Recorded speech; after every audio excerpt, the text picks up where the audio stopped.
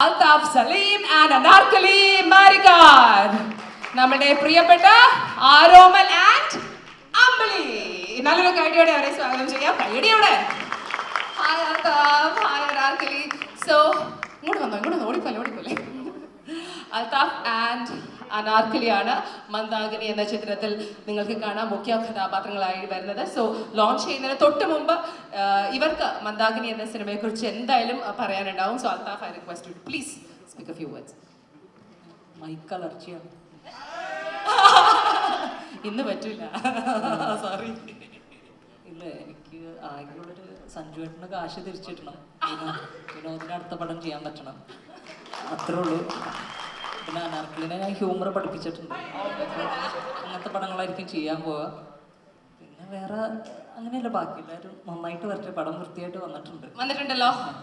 ഒരു സംവിധായകൻ കൂടെയാണല്ലോ അൽതാഫ്. ബിക്കോസ് ഈ സിനിമയിൽ ഏറ്റവും കൂടുതൽ നടന്മാരെക്കാട്ടും കൂടുതൽ സംവിധായകരാണ്.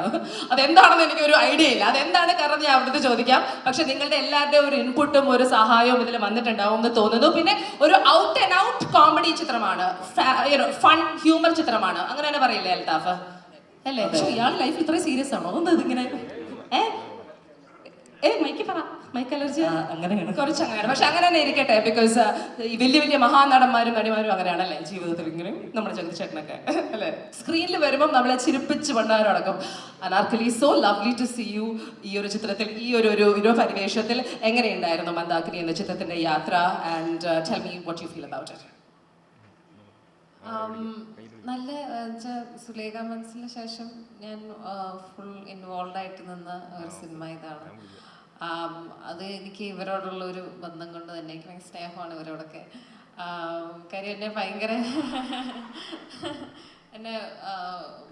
നന്നായിട്ടാണ് ട്രീറ്റ് ചെയ്തതും കൺസിഡർ ചെയ്തതും ഒക്കെ. പിന്നെ സിനിമ പറഞ്ഞാലും ഷീചേട്ടൻ ആദ്യമായി കഥ പറയാൻ വരുമ്പോൾ തന്നെ എനിക്ക് ഐ വാസ് കൺവിൻസ്ഡ്. എനിക്ക് ഭയങ്കര ഇഷ്ടപ്പെട്ടൊരു കഥ കൂടിയാണ്. പിന്നെ ഹ്യൂമർ അധികം അങ്ങനെ ചെയ്തിട്ടില്ല.